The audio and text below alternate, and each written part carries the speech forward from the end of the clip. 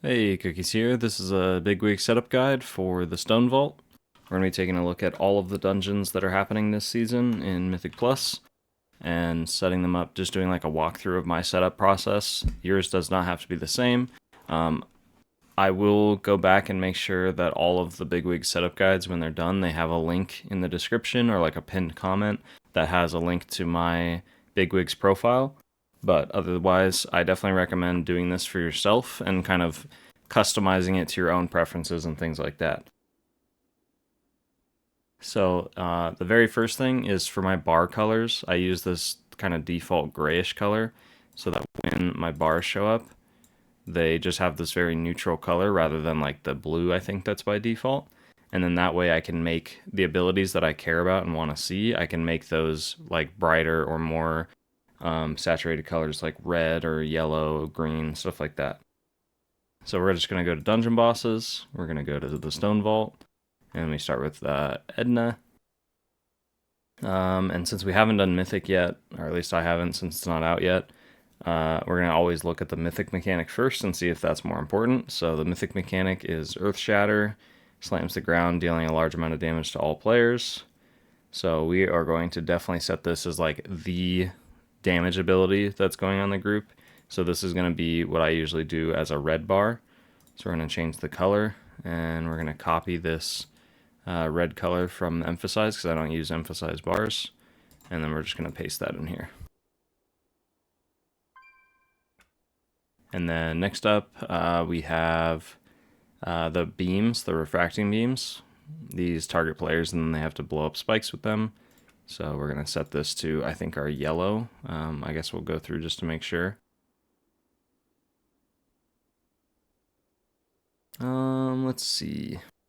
Sizing Smash. So the way this mechanic is looking like it's going to work, because it does 5.3 million damage, so I think it's going to be near impossible for a tank to... Oh, actually, no, I am misreading this wrong. Okay. They get Seismic Reverberation afterwards. Let's see.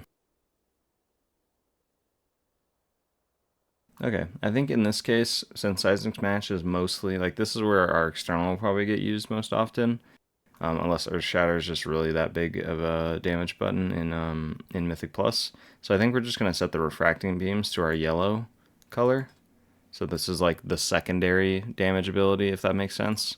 So we have like our primary, like, kind of big hitter ability that the boss does. That's always red, and then I do yellow for like the secondary deals damage to the group, but maybe not as much.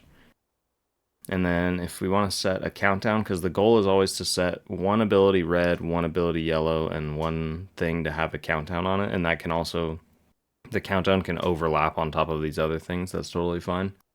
I think we'll do, I'm tempted to do the Seismic Smash just because the countdown might be nice so that we know right when to dispel, because when they get hit, I don't know if we want to dispel them right away or not though, because it gives them like a big shield, but it does a bunch of ticking damage while they have it, so I would assume you want to dispel it right away.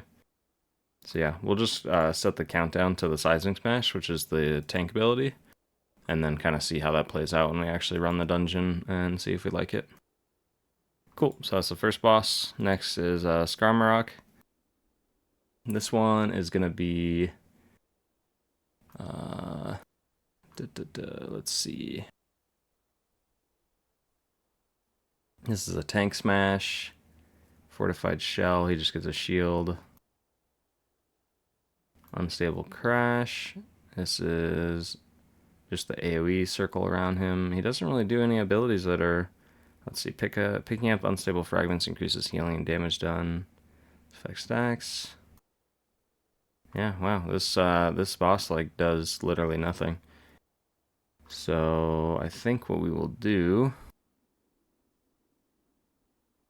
is just set the tank smash to yellow. I don't want to use red because red usually means like the entire group is going to take damage, at least in my brain.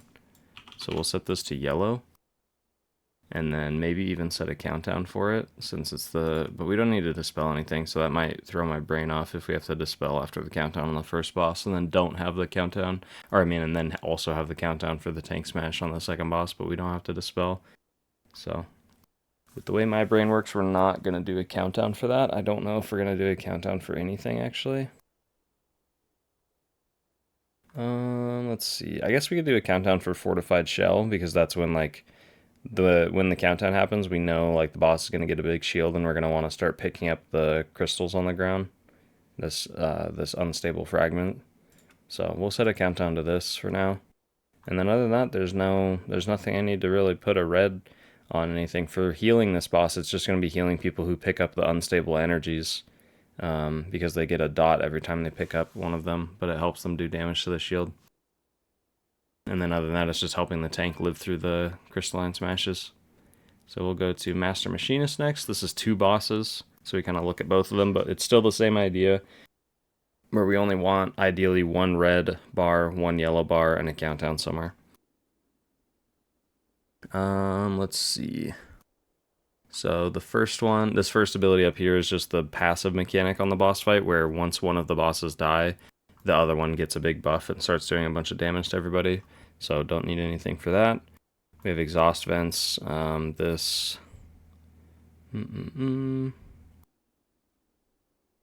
These vents are just the things that tell you which side of the room you need to be standing on, so that doesn't really do anything for us. Molten metal is...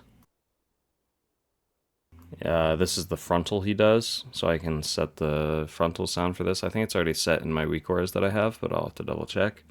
And I also don't remember which specific sound number I use, because I use this like retro arcade pack of sounds, and I don't remember, there's like 100 different ones. So I'll have to go through and look at that. But I'd probably set the sound to the same as like the frontals, just because it tells me to watch out. Then we have Scrap Song. Leaps to one end of the arena and calls the metal surrounding him.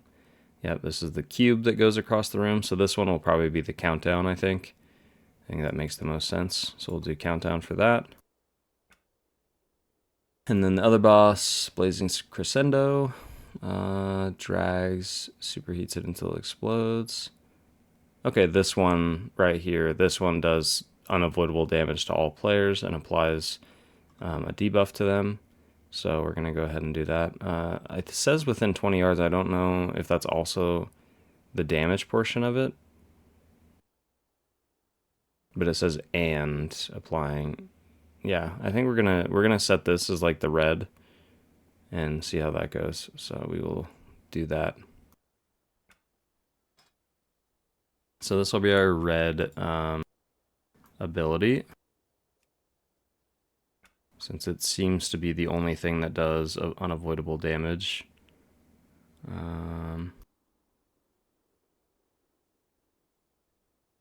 It's also possible the molten metal is an unavoidable thing too, because this actually might not be...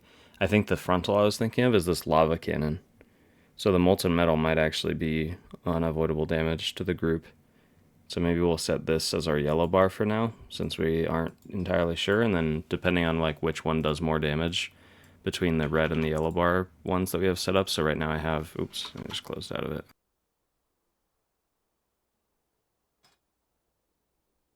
It was the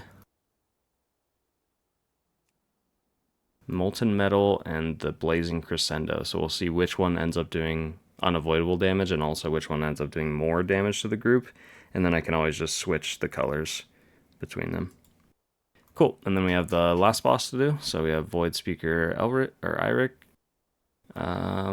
Void Corruption. This one does unavoidable damage. I know it puts like a dot on everybody. Catacomb of Void Energies to the target, to all players within 8 yards of the target, and leaving... Okay, so this is the big circles that people get. And then unleashes a cone, so that's just the cone damage. So it looks like the only thing that's unavoidable damage that goes on people is this Void Corruption, so we'll set that as our red bar. And then I think other than that, we probably do a countdown for the frontal, just because it lets us kind of prepare for it and either be closer to the boss or bait it in a certain spot or things like that. So set a countdown for the frontal. And then I don't really think we need a yellow bar for anything. I guess we could set it for the Entropic Reckoning, just because that's another thing that's going to do unavoidable damage to some people. So it's going to be, you know, moderate damage that goes out on the group, but not massive damage. So we'll go ahead and do that. And then I think that's it. So that was pretty straightforward. And then we'll go to trash, just in case there's anything important. usually with trash it takes me a little bit longer to kind of figure out what I want to change in the dungeon and stuff, because I don't know all the trash like very well yet. But we'll kind of browse through this really fast. Seismic wave, that's a frontal.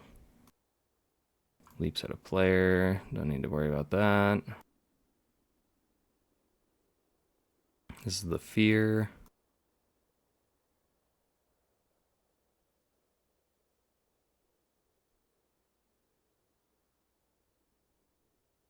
Dispel.